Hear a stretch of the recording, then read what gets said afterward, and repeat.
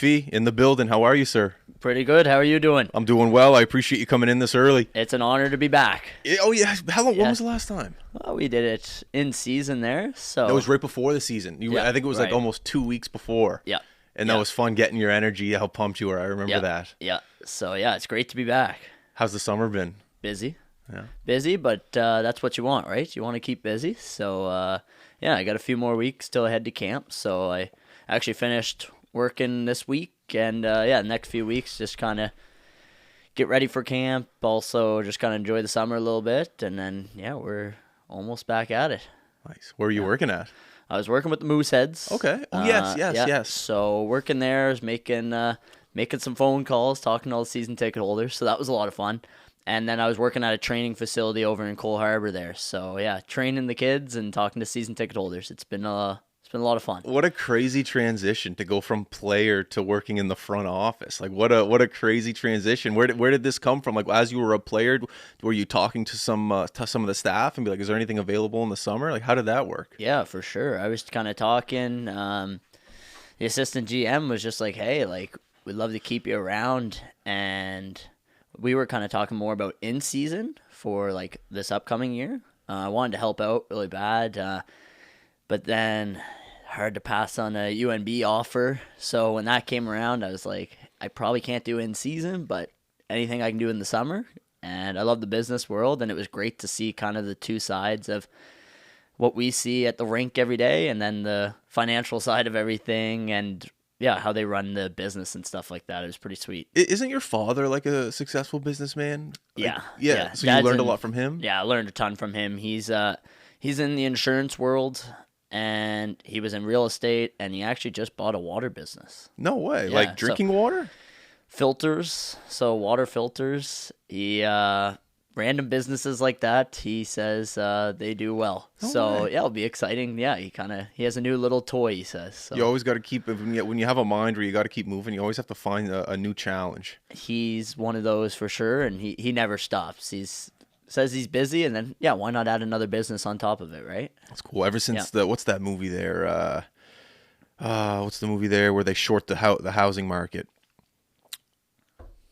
What's it called? With Ryan Reynolds. You want to short the housing market? Anyways, well, the guy that like ended up doing it, he said that his number one investment was into water because the world's going to run out of water in the next like 50 years. So his business plan is like to find water, own it, and then sell it because eventually we're all going to need it. There you go, eh? There you go. Yeah. He's on top of it. There you go. Yeah. He knows what's going on, I guess. Okay, well that's sick. The easy Yeah. transition into the business side, and then Yeah. boom, right back into hockey. Yeah. Was it? I know you obviously not going to say it was a tough decision to say, okay, I'm going to UNB, but were there any other, I guess, availabilities for you to go to other than UNB?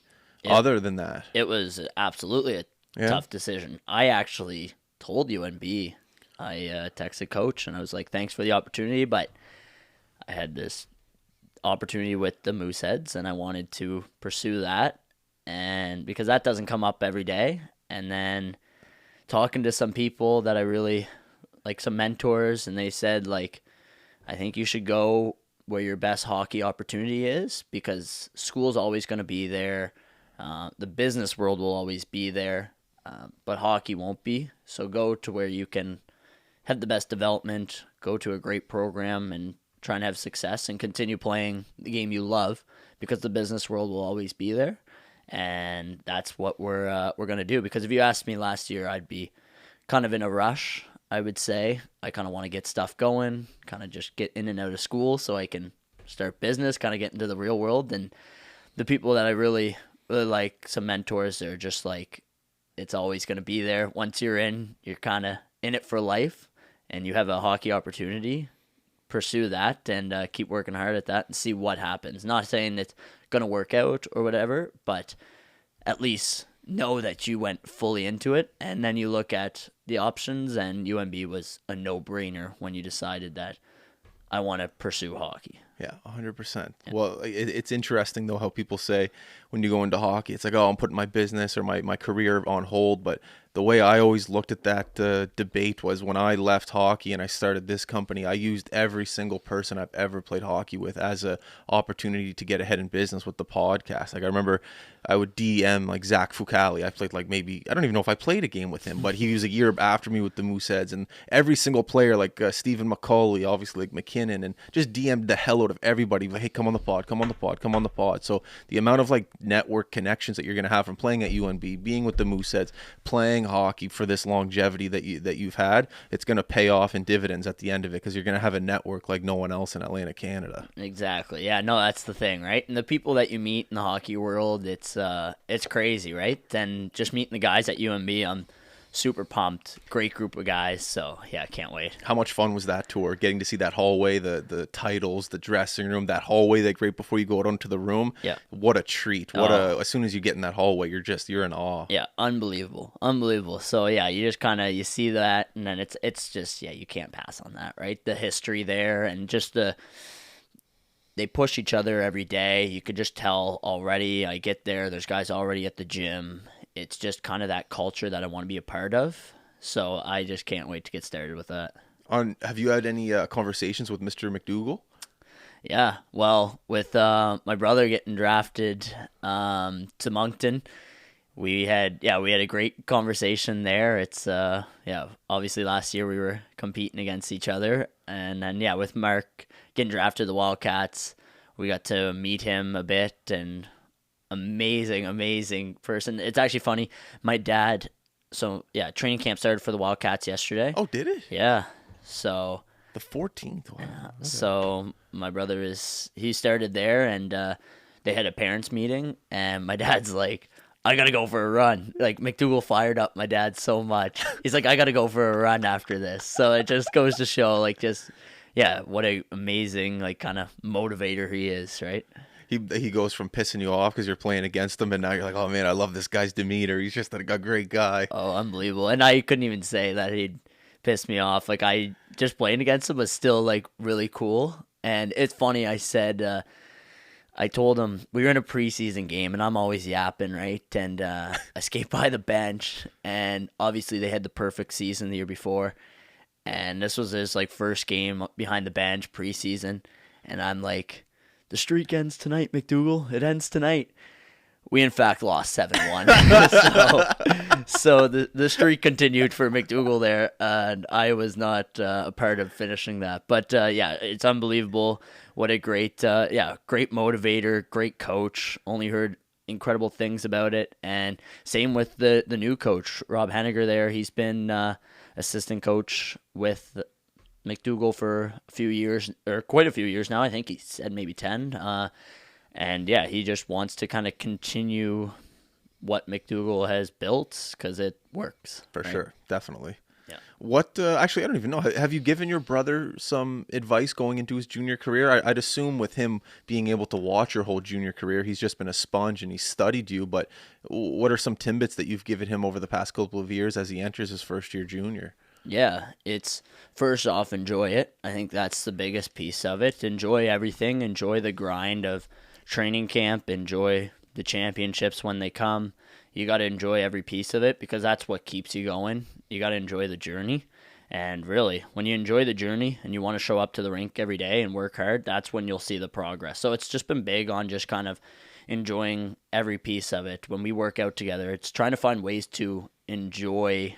I don't even want to say enjoying the pain, but that's kind of what it is. You know what I mean? Like, enjoy that your body's able to grind through these workouts, and enjoy every piece of it, because these years will fly by, and you don't want to look back and be like, oh, I took everything for granted. Like, when you're grinding with the boys at training camp, trying to get in shape for season, building towards something, it's unbelievable, right? And don't take it for granted. It's funny when you leave and you appreciate it a little bit more. You're like, man, that junior years, those 4 or 5 years, there's nothing like it. Nothing. No. Like, nothing. It's just it's the most special thing, in the bond with the guys that you have in those rooms are just unbelievable. Yeah.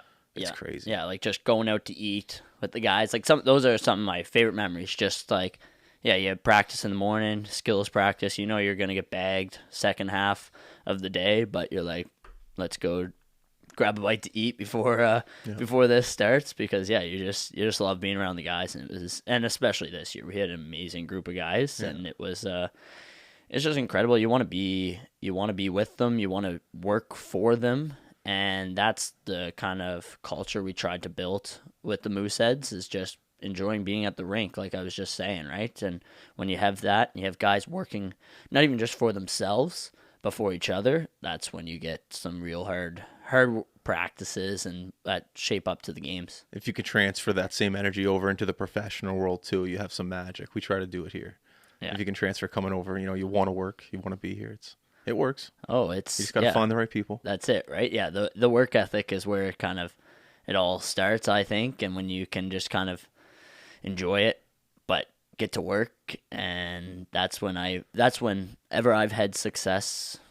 I know I'm 21, but with the success, it's always come down to the hard work, and that's all I really know to do. So.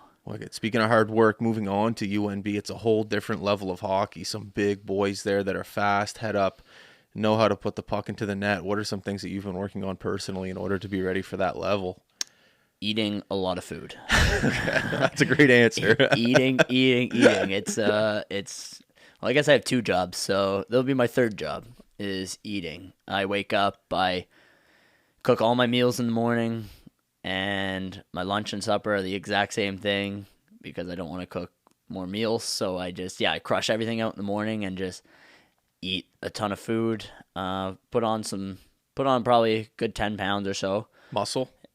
Hope so. No, I've actually been testing, and it's been great. My body fat went up 0.1%, and I'm up 10 pounds. So that's it was a very successful summer so far, and we'll just be crushing it out for the last 2 weeks by like eating well. Like I want to put on maybe another pound or 2, and be ready for camp. But you got to be in shape too. So it's balancing, not putting on too much weight, because you need to be able to skate around. It has to be the right weight, right? And that's what UNB told me. It's like, I'd probably be on the smaller side for my role, but you can't put on bad weight, because you got to be in shape to play your role, right? So it's a balance of just eating super clean, working super hard, and being ready to go. How do you transition in your head from going from a leadership position with the Mooseheads to being a rookie on UNB? It's like you have to switch with less than 12 months. What's your your mindset going into this year?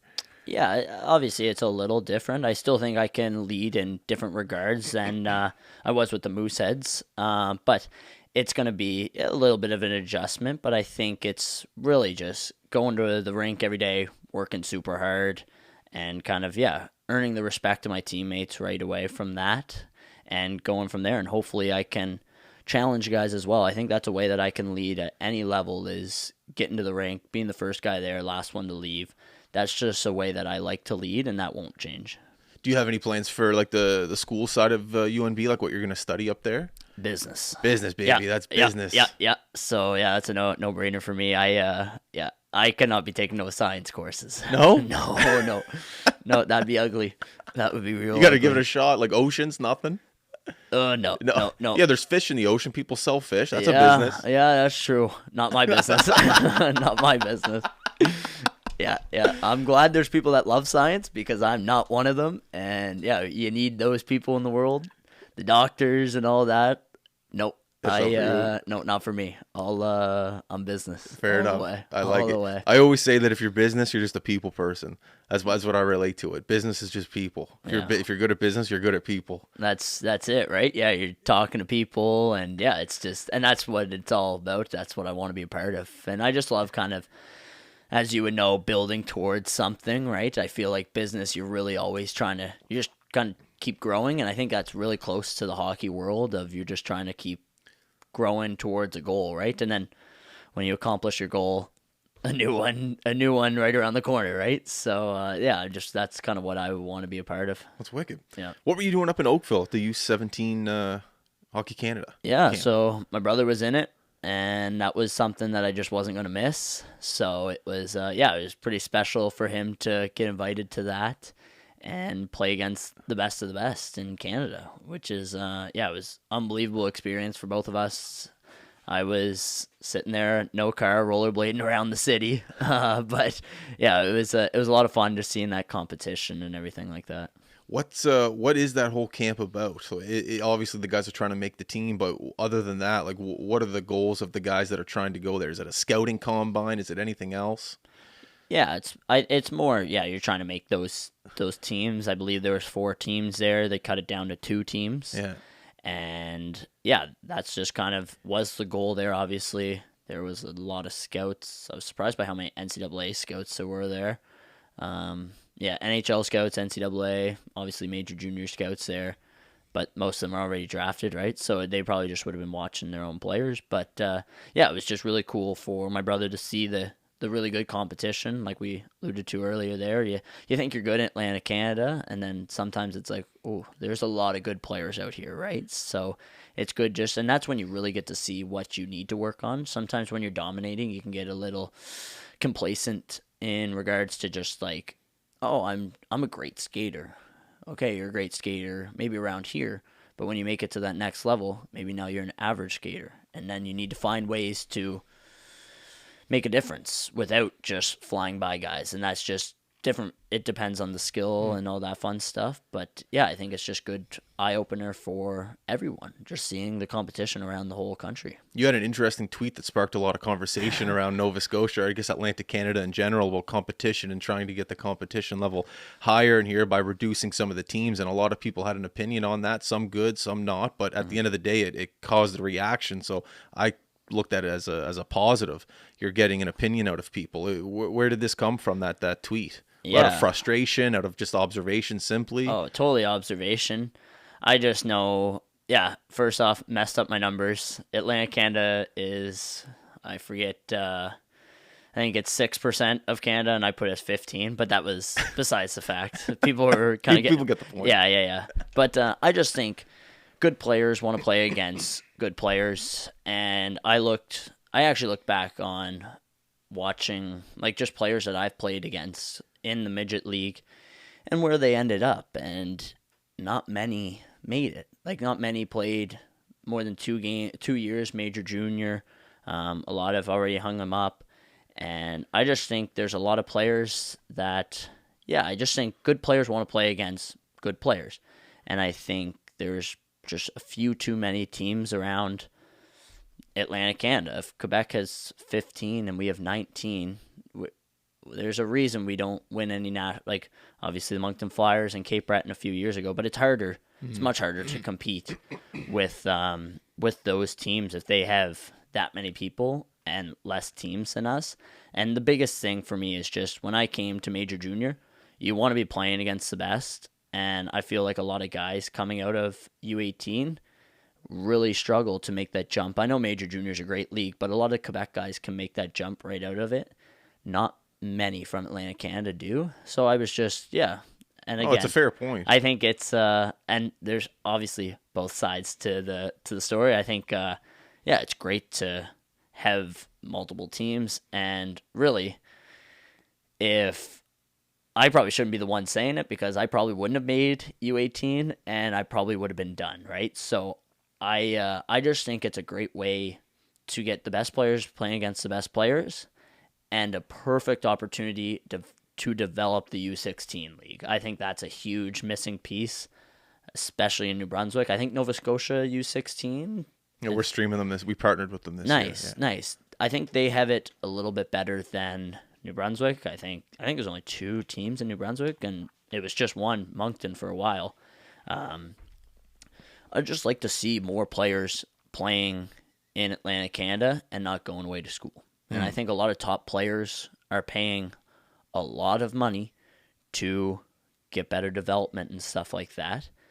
And I think it's a way that we could keep better players in Atlantic Canada and develop a U16 league to where players can keep developing. Whereas if you don't make U18 right now, you're either going away to school, or I guess some players play U16, but I just think it's something that they should keep growing. for sure. Behind the scenes, like, it is a conversation for sure with like a lot of people. This conversation comes up like at least once a week for me in my world. So it's definitely a conversation that people are having around here and that want to solve. So with the whole new dynamic of hockey and NCAA and junior hockey, the landscape of everything is up in the air, and people are trying to, I guess you could say, pull it out of the air and make sure that it's more, I guess, consistent, you could say, with kids' paths, not going to college, staying here, getting the right development. But it's still in the early stages of that whole, the landscape of it still is up in the air. The hockey world right now, it's all over the place, right? No one knows what it's going to look like,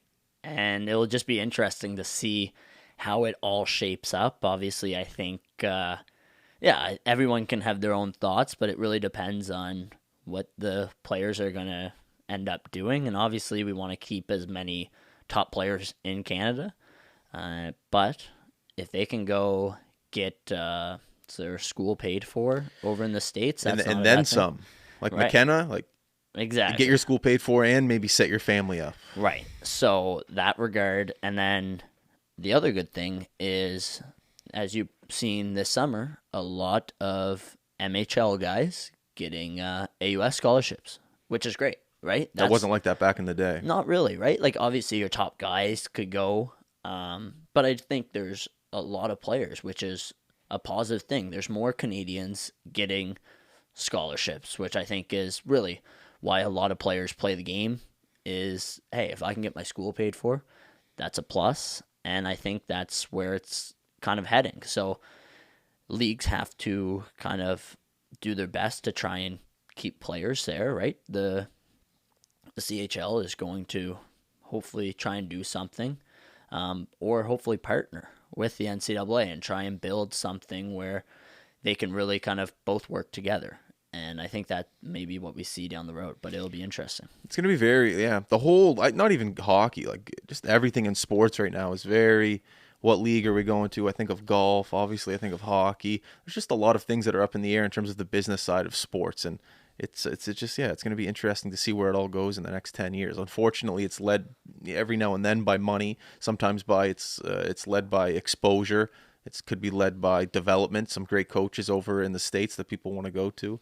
But it's from our perspective, from the outside looking in, you're always trying to get the inside scoop to see what happens. So I don't know, it'll be cool. Yeah. It'll be interesting to see what happens. The biggest thing is what NHL teams are going to want their drafted players to do, right? And that's what we'll see over the next few years, and they'll kind of probably each side of it, see what happens when they stay in major juniors, see what happens when they go NCAA, and go from there, right? But one of the cooler experiences I got to do this year, I got a media pass for the Mooseheads, and I got to be up there with like some of the NHL scouts and just like talking with them at intermission and like seeing what they're looking for in terms of players, in terms of what they like, what they don't like. Oh, his size is there, but his speed's not there. His physicality could be there, but his hands aren't matching his speed. It's so interesting to go inside a mind of an NHL scout and see what they're writing down in their book for the upcoming draft. It was one of the cooler experiences I got to do this year. It's a whole nother science. It's almost like they're not watching hockey. They're watching an individual rather than the game. It's a cool conversation that you should definitely have like during a game if you can try to do it this year. It's fun. Yeah, no, it's pretty sweet. Just and how smart they are, and just hockey minds. But they're looking for things that a lot of people don't even ever practice, right? And like you said, the NHL draft is. They're looking for the future, right? They're trying to, a lot of players, they're drafting based off of potential. So you'll see a lot of guys that are 6'6", 6'7", you know what I mean? Like these big guys that get drafted and they're like, okay, we can't build size, but we can hopefully develop them, and they see pieces that they can keep building and stuff like that. So it's cool just to kind of see how they, they look for the potential for some, and then obviously there's some total studs that have it all, right? But they look at pieces that they're like, oh, we can improve his skating. They can look and see, oh, if we improve his stride, he's going to be a powerful skater. And there's just different ways like that. Then they're always looking into the future because that's when they want their players, right? Yeah, for sure. What do you think of the Florida Panthers right now? Like, do you think if you're a scout or a GM or anything, do you think that you're trying to copy them, or do you think you're trying to beat them, if that makes sense, that question? Yeah, it's a tough regard, right? They I think a lot of teams will start to play more that kind of style where they're playing hard, and I think it will kind of it showed that when you're well coached and you play hard, play the game the right way, it's still the best way to play hockey. You have a Florida Panthers mentality in you, just like a little bit of a bully. Like you Yeah. don't care. Like you'll do anything to win. You don't care. It's almost like the Florida Panthers didn't care if they took a penalty because they knew they could just kill it. It was almost like that mentality. I'm not saying you take penalties, but like it was just the mentality of it doesn't matter what's going to happen here. We're still going to win. Right. Yeah. And I don't know what it is. A flip switch is when I get on the ice, but it's exactly that. I just will do anything to win, and I think that was kind of their mentality. And it's if they can get under the team's skin, or if they can, physically kind of beat them up.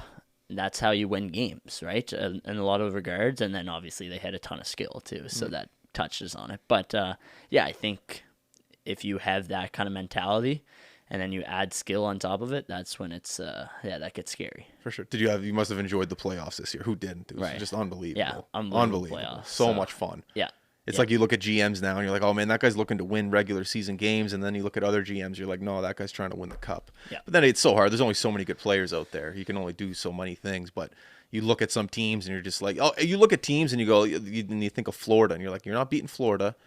And then you look at the West and you're just like, I don't know, you're not getting past Vegas. You're not getting past these win. It's just there's different style of teams that are being built for long run, and then there's different style of teams that are built to like sell jerseys. Yeah, it's the way I look at it right now. Yeah, and it's exactly that. And I think it starts, I would assume, with the ownership. I think it's a lot of owners just want to get their money, and some owners want to win. And I think it probably starts from there and then goes down, obviously, to the GMs, and then like.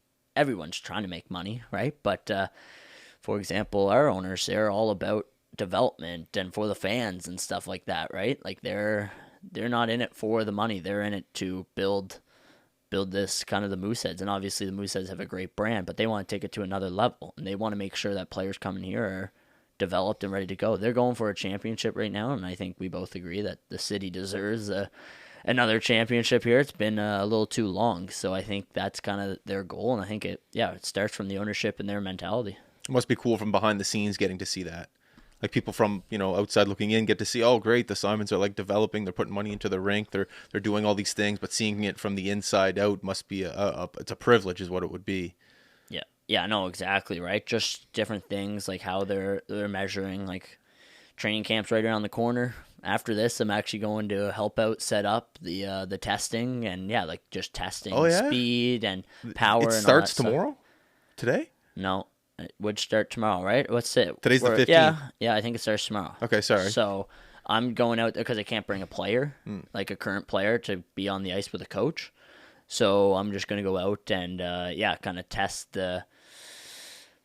They have different like lasers, that's the word, like where you skate on the ice, like just a straight skate. So they're going to do different distances and agility work with these lasers to kind of test everything out. And it's just good to measure and see where players shape up, and then kind of see where strength and weaknesses are and keep developing those. Nice. Your mic'd up video was good the other day. Thank you. It was funny. Thank you. Yeah, it's always great to get out. We have a nice little summer league there, so it's it's fun to buzz around with the guys, see the guys, because it gets busy in the summer and everything like that, but we can all kind of see each other, compete a little bit against each other. It's always a lot of fun. How many times a week are you on the ice in the summer?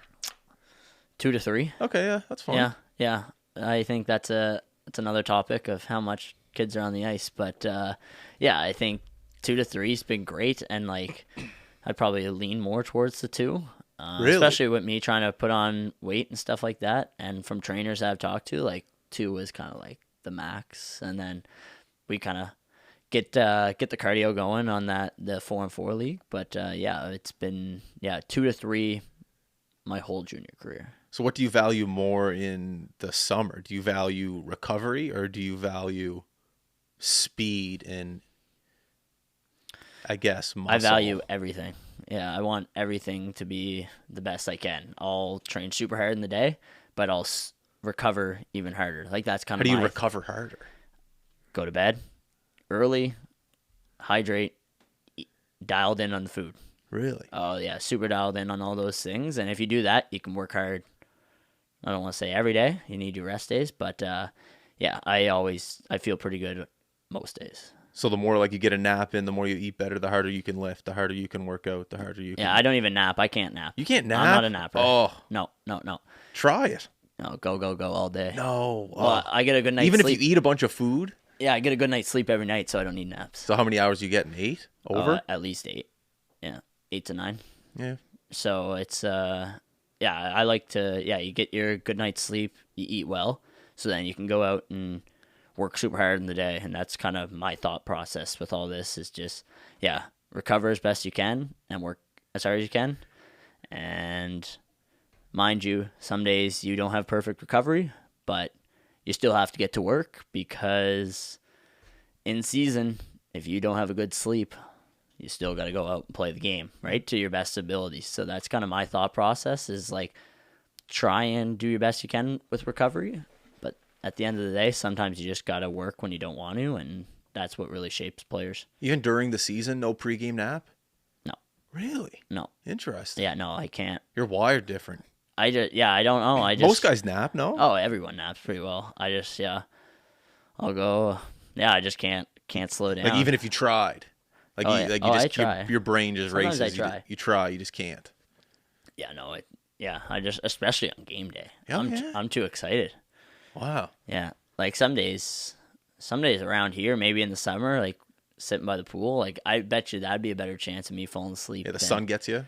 Sometimes we got the it happens. ginger beard, right? Oh, so you can't get caught out there too long, or it'd be a lobster. You going SPF 30, 50, or 60 guy? Oh, I'm 50 plus. 50 for plus. Sure, Oh yeah, for sure. Yeah. Mother wouldn't let me do nothing without 50 plus. Yeah. So, it's funny how that. Always sunscreen. I've actually haven't been great this summer, but I don't get outside. Haven't been golfing. It's been like tough that way. Like it's been busy, right? But I miss golf. Oh, why have you been golfing? No golf? Why not? Just keeping busy, and then it's also pretty expensive around here too. Yeah, so they jacked it up. Yeah, she's I play out in like a farm out in Moncton there. It's pretty well an open farm field, and you play $40 for a round, get a cart in there, and you're good to go. You just got to wait till 4 o'clock, then the prices go down after. Well, little sunset round. Yeah, and those are the best too. Oh, yeah. So unless you're going out early morning, those are ideal. But I've been missing the game. I've been getting out a few times, but not as much as I'd like to. Yeah, it's a retirement sport. It's when you're done hockey, when it's all said and done, and it goes well. It goes hand in hand with business. Good business meetings are done on the golf course. Get to know a guy that you might be working with. See how he deals under pressure. See if he gets frustrated. Yeah. See how he acts when he gets a triple bogey. It all comes in hand to hand. Yeah, if you're playing with me, you'd see a lot of those. Advice: just keep your cool if you're with someone. Just keep your cool. That's it, right? Oh yeah. No, I'm pretty good at it now. I do it so often. I get enough triple bogeys that I keep it under control. Just normal, eh? Oh yeah. That's a good hole actually. Triple? No, Jesus. I'm actually pretty good. I've cracked 80 this summer. I've played a few rounds and I've shot 79 a few times. But I used to be pretty dialed in. Okay. But I used to play tournaments and stuff. But now my best club's like a good old foot wedge there. Kick her out around the tree. Yeah, exactly. The way I see that is even the pros get a little relief. Exactly, right? So yeah. But no, it's been nice. I got to play Brunello there. That was a nice course. Yeah, but it's hard. It's nice though. It's really nice. Terrible. At least it was a 4-man scramble. I was no help, but it was fun to get out. So, but other than that, there hasn't been many rounds of golf here in Halifax. Really, I don't think so. Yeah, every now and then you got to take a summer off just to dial it back in. That's it, right? Yeah. So. Any teammates at UNB that you know of, buddies? Obviously I played with Peter Reynolds there for half a season. He's staying, which is awesome.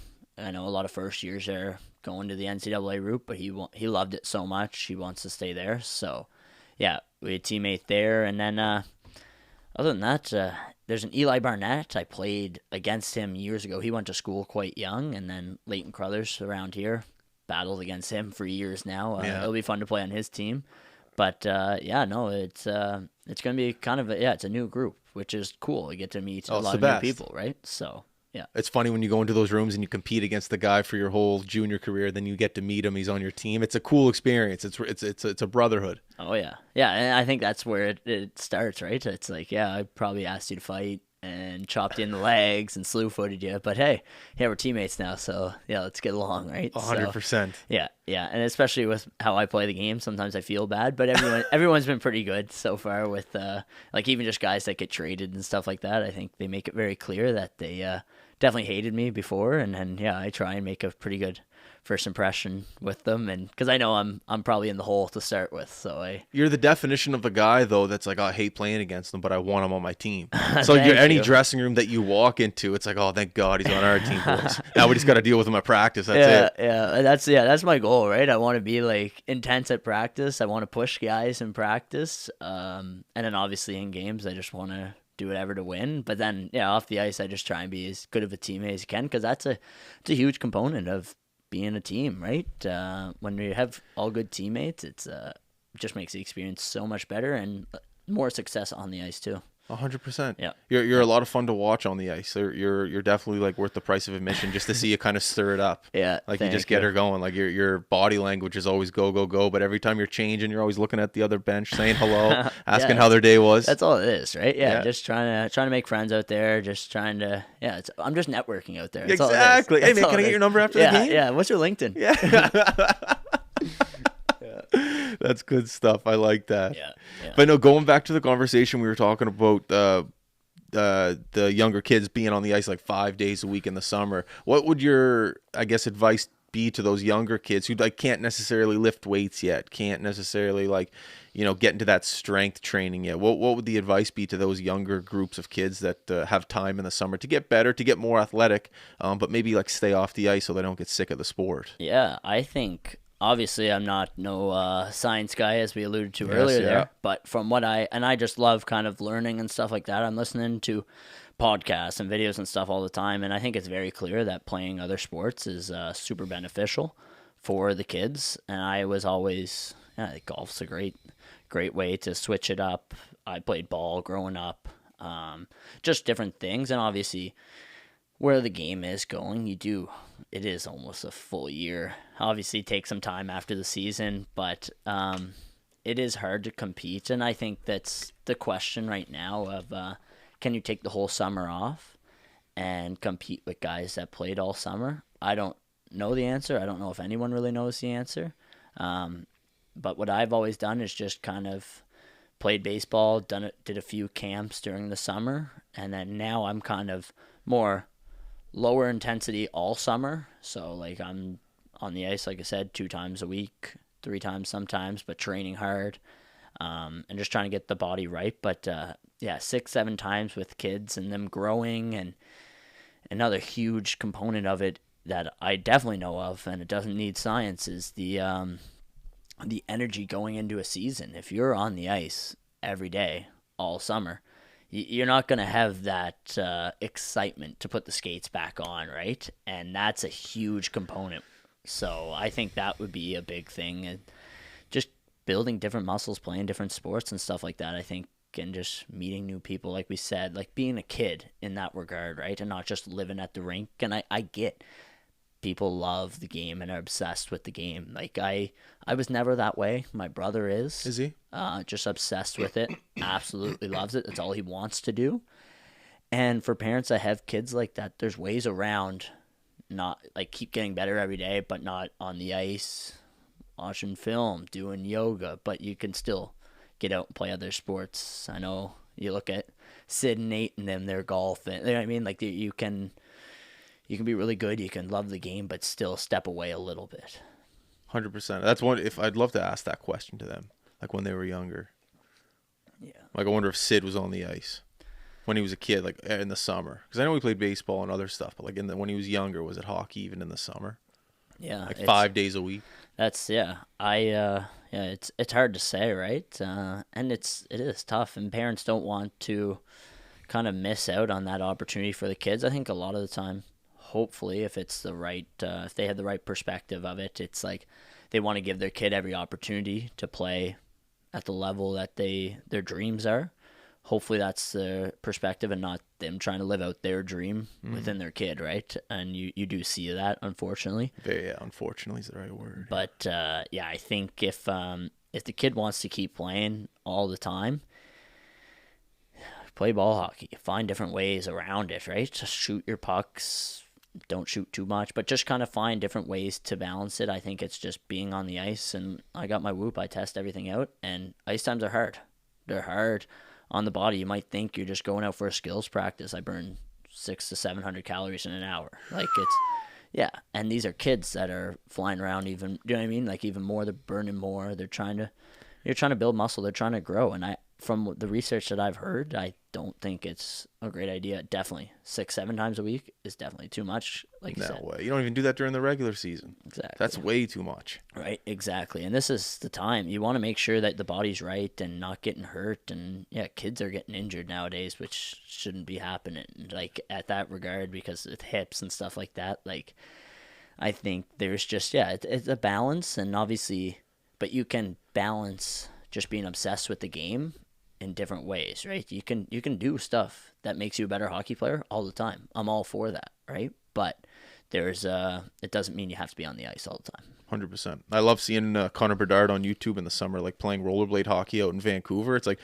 it is hockey, but it's not. It's not as hard on your body. You're gliding. You're not hard on your knees, your hips. You're more just like gliding around. You still get to work on your hands. It's a little bit more lighthearted. I love that's a good like transition and into something where you're not necessarily playing hockey, but you're still in the rink. You're with the buddies. It looked fun. But rollerblade hockey leagues around here, I don't know if there are any. What did he play on? Was it just on concrete, or was it synthetic ice? No, it's like what we're on now. Yeah. It's like a lacrosse floor. Yeah. Oh, that'd be sweet to get that going. Because I was actually talking to someone. I've been rollerblading a lot lately. Oh, yeah? Oh, yeah, you said you were doing it up in Oakville. Yeah. Yeah, just to get around. I guess maybe for a little bit of hockey specific, but... How'd you get here today? I brought the car okay, today. Okay. Lazy, eh? Lazy. But it's just convenient for me. Where I live, the gym is halfway between work, so I kind of buzz to... I just work at Good Life. I have UNB's trainer. Like, I have it programmed on the phone. Buzz on the rollerblades to the gym, and then buzz from the gym to work with the rollerblades, and then buzz back at the end of the day. Is it hard on your knees? My knees are fine. Yeah, okay. My knees are pretty banged up too, so yeah, it hasn't been bad at all. So it's been nice, and it's not long. It's probably like a 10-15 minute rollerblade the whole way. So and I break it up halfway with the gym, so it's not bad. It's just convenient to get around, and yeah, I can put the rollerblades in the locker. So it's nice with being in Halifax, right? Like, I can't bring my car and park it on Spring Garden there. Yeah.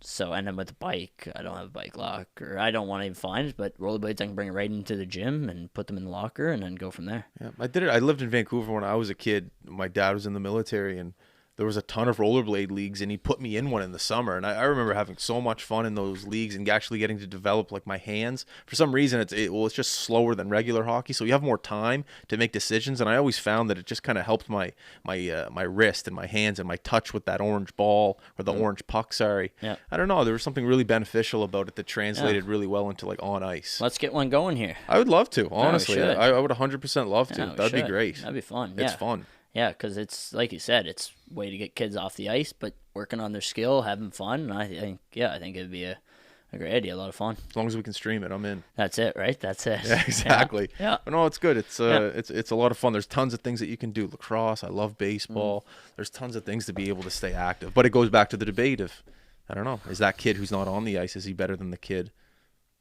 who was on the ice 7 days a week in the summer? I just study it. You gotta look at the longevity of it. I think they'll probably have a better going out to camp, right? They might be better that year right after the summer, and then you'd be like, oh, he had a huge improvement. Okay, he had a huge improvement going into his Pee Wee year, and then now he's a midget.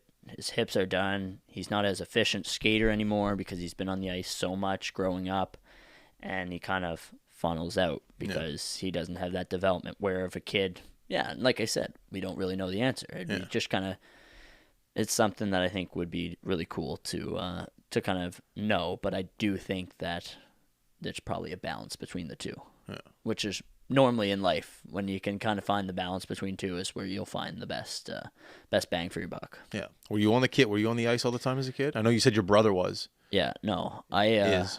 Yeah, and same with him growing up. It wasn't all the time. Actually, my brother wasn't a huge hockey fan for a long time. He was huge into the. He'd probably be mad I'm saying this, but he was huge into the video games like for years. Like didn't play, but had that skill, and everyone would say if he had your work ethic, he would be a great player. And then that switch just flipped, and then he just became obsessed with the game. And that's the difference between me and him is like he's obsessed with it. Everything he does for hockey. Where for me, I'd like kind of like we talked about business and just different things like that. But like my brother sees stuff as like, oh yeah, like we went like grabbed a smoothie, like healthy. He's like, no, I could shoot 100 pucks during that time. Like I need to get my shots in. So just different things like that, right? He's just that's his sole focus is hockey.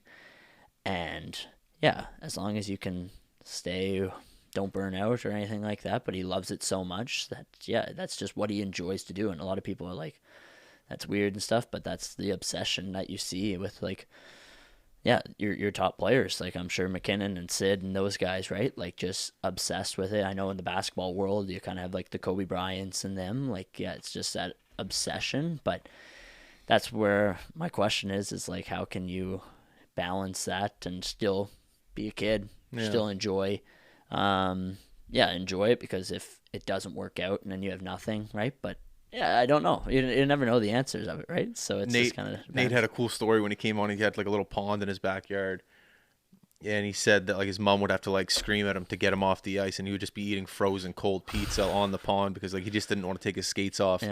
To go inside to get like a meal. He would just like stay out there, skate. He's like, all my memories as a child in the winter, at least, were just on this little pond in my backyard, just like working, getting better on my hands, getting better on my shot. He's like, that's all I remember. And you think about where he is now, it's just like, I don't know. You talk about an obsession. That's an obsession right there. It's he was sole focus on one thing, and now look at him. So right, and that's I think that's really what it takes for a lot of kids. Like I really do, and I know it's like. It's hard to say that and be like, yeah, the kid but it has to be them choosing it and not the parents putting them into it. But I mean, if the kid is like, okay, I want to stay on the ice and eat frozen pizza, like that's what they want to do. And then if that's what they want to do and they keep working hard at it, then that's where I think you see huge success. For sure. Right. But a lot of kids, it's not for everyone, right? Being exceptional, there's a reason.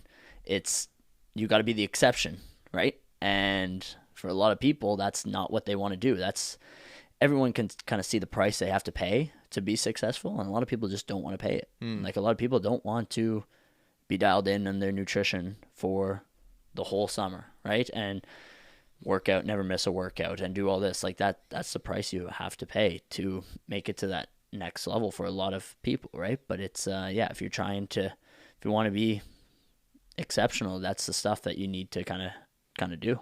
Do you think like your playing career, would you ever want to get into the coaching stuff, the management side, anything like that? Yeah, definitely. I think coaching, I don't know about coaching. I'm actually not a huge like watching hockey guy. No? I think that's where I want to keep developing as a player, is learning a little bit more of like watching film and being a little bit more prepared in that regard. Like I watch my film, I watch the other team's film, but I don't enjoy doing it. Oh, yeah.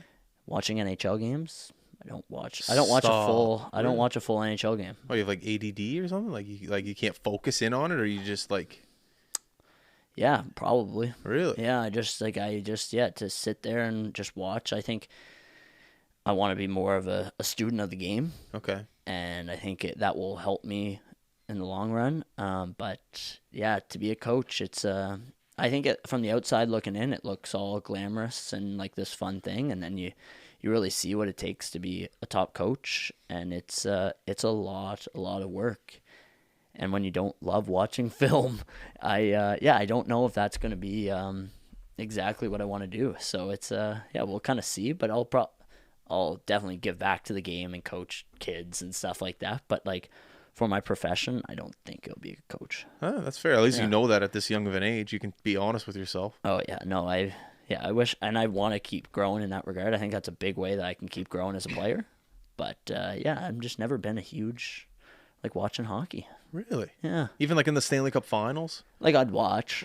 a bit, and then you watch the highlights the next morning and stuff. But like late nights too. Yeah, they're on late here in Right. Atlantic Canada. Yeah, Like yeah. game So, started 8, done by like 11:30. Yeah. So that's past bedtime. But Yeah.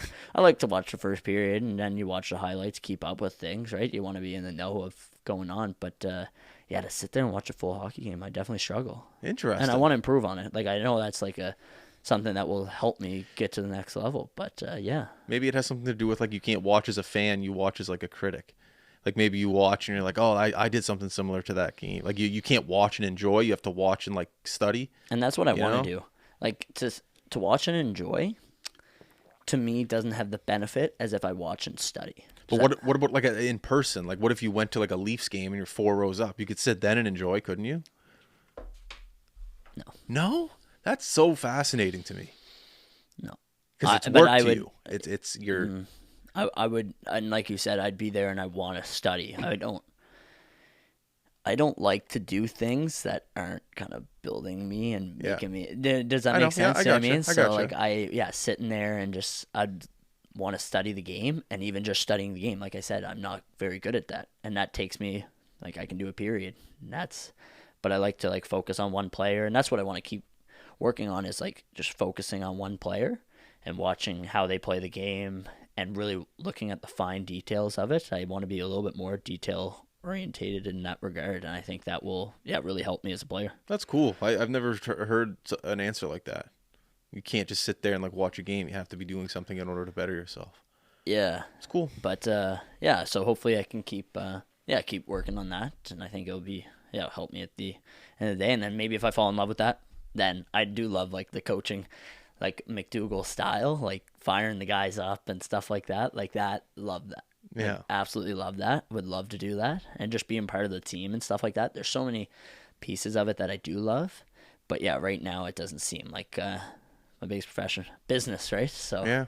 play hockey Business. and then get into business. There's so many ways. I always say this. There's so many ways to like make the NHL. You don't have to be a player to be in the NHL. Like it just, I don't know. There's so many ways to be a pro hockey player without being a pro hockey player. If you know what I mean. Yeah. I just there's so many doors. You just got to open them. Yeah. It's you just got to open look at the horizon and be like, no, I can do that. I can do this. I can do that. I can do this. Yeah. So many doors. Just got to knock them down. That's it, right? Yeah. So yeah, no, it's pretty cool how many different opportunities there are now in hockey and everything. You know what I mean? Like with even just the social media and part.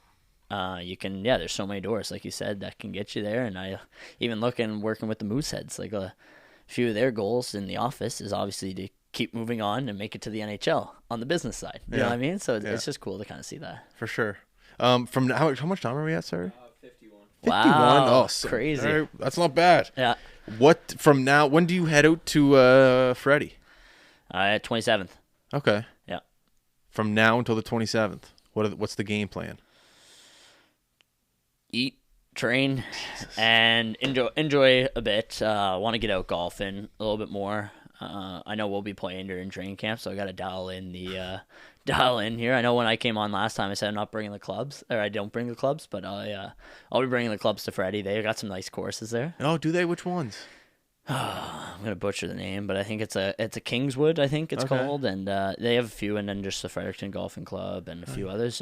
They got some nice courses there, so it'll be nice to get out there and just kind of enjoy time. I think I'm going to Moncton this weekend, watch my brother play. Oh, that's training fun. camp, so that'll be cool. Watch him, see how he's shaping up. Hopefully, playing well, but see what happens, right? That'll be wicked. Yeah, I'm going to Heartland Point after this. It'll be fun. Nice. Hopefully the fog doesn't roll in. Well, isn't the weather there like kind of crazy? Like it's I've maybe played like 5 rounds there my whole life, and 3 out of 5 the fog has rolled in. yeah, and you can't even see. No. You're just hitting and just hitting and praying. My dad was in the military, so he gets a good rate there. So we'll head out there every now and then. But hopefully today the fog doesn't roll in, get a clean round. That's great they do that. Like same with the Mooseheads, like how much they do with the D&D and stuff like that. It's it's unbelievable. I love that stuff. It's a really nice course too, right on the water. A little breezy, but on a hot day you don't mind, That's especially it, like right? today. So it'll be good. Oh, this would be great. It'll be a lot of fun. Great golfing weather there. So from now till heading out to Fredericton, you're relaxing, doing anything else? Give me you're gonna get a lobster roll, a little summer, a little something. Oh, Head to lobster roll would Peggy's be Cove. great. I went to the island the other weekend there, trying to get into the lobster supper Okay, yes. out in New Glasgow there. Yeah. because I'm from PEI. Oh, simmer there with the cup. No, I wasn't. No, was he over there? Landon Sim. I thought he Yeah. had the Memorial Cup there at the Lobster Fest. Probably. He's from New Glasgow. Okay, yeah. So, yeah, it's that'd be good if I could get out there. We went and couldn't get in. It was packed. Oh so, yeah.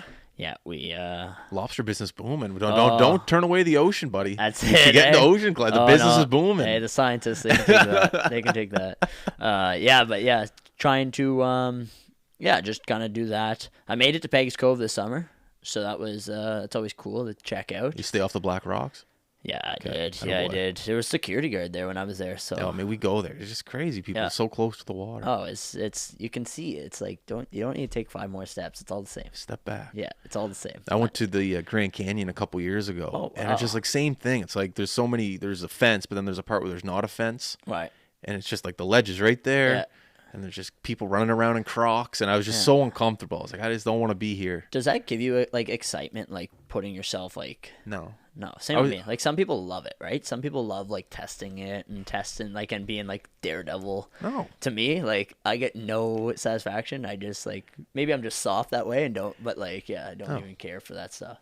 I get nervous for other people when I see people running around and maybe they're on the heavier side and they got Crocs on and there's a ledge from where they are to the edge is like 10 feet, and that's just like, guys, come on, I'm gonna wait in the car. Yeah, let's be smart here, right? But, so that stuff, I don't know. I wasn't a huge fan of it. But same with the Peggy's Cove, the Black Rocks are there. So like, let's go get a lobster roll, sit down, have a day. Yeah, you can see the rocks are pretty cool, right? But I think that's it was cool to get out there. I've been here for 4 years now, and it was like my first time doing it, so second time actually. But it's cool. One of those things, you go check it out and then walk around a bit, and that's it. Is your schedule out for UNB this year? We got it's out there. We have a tournament up in Fredericton in November, so I'll take a look at our schedule, take a look at your schedule, then hopefully we can come up and see you play. Yeah, that'd be sweet. Yeah, so you guys got a lot going on, eh? Yeah, we're busy for sure. We have it's good. Like we have our schedule now pretty much for the whole year, so it's nice we can like plan stuff out. You know what's going on. Yeah, exactly. Yeah. It's what tournament is it? George Fletcher is up in Fredericton. Is that what it is? Okay. Yeah, the George Fletcher's up there. They play at the Grant Harvey Center. Oh yeah, that's a nice spot. So we're up there for almost a week. So hopefully when we're there, UNB plays, and like I said, we'll come check you guys out. That'd be sweet. We know Crothers too. So his brother works for us actually, Logan. Yeah, nice. Yeah, that was probably one of the most hated guys I've ever played against. To be honest. So. Who, Leighton? No. Oh, Logan. You played against Logan? Yes, years ago. I didn't know that. Yeah, my midget first year, we would have played against him, and he would have been with the Max. Yeah. So I appreciate it big time. He frustrated me, so I think that's great when someone can get under your skin. I think that's amazing. Yeah, I was gonna say that's a feather in your cap, right? That if he gets under your skin, that's a big deal because that's what you do. You get under other people's skin. That's what I mean. I know that it has an effect on people, so I shouldn't let it happen to me. But he was good at it. Yeah, he was good at frustrating you. So. Maybe we'll bring him up to Fredericton this year. I'll have a little reunion. Yeah, too. True. You'll hug it out. Yeah, exactly. Yeah, it's always fun. Again, like when you compete with guys. Like I know people bring up my fight this year with Dylan McKinnon. We're great buddies. That was I compete hard in practice. We talked about it for years. Like, all right, we're going. If I get traded, we're going. I said, okay, sure, let's do it, right? Oh my god. And then we talked. Yeah, hopefully League's not listening, but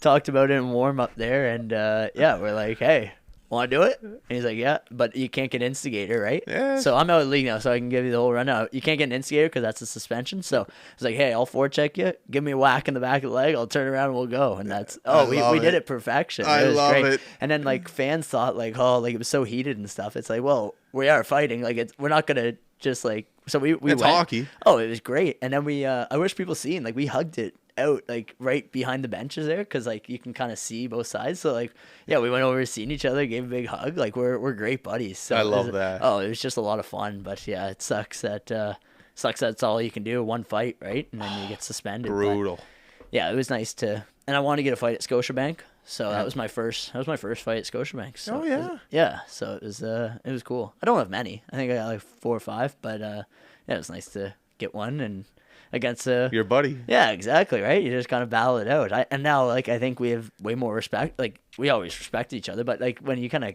You It's a battle it out. bond. You know what I Now mean? it's a bond. You guys Right. could talk 30 years down the road, and you Oh guys have my a God. story together. Exactly, right? You know? Exactly. Yeah. I think fans kind of took it the wrong way a little bit too, like kind of thinking like, oh, were they problems in the room? It's like, nope, absolutely not. We competed hard in practice and kind of said, okay, let's do it if we're gonna do it. Yeah. And yeah, I had to answer the bell.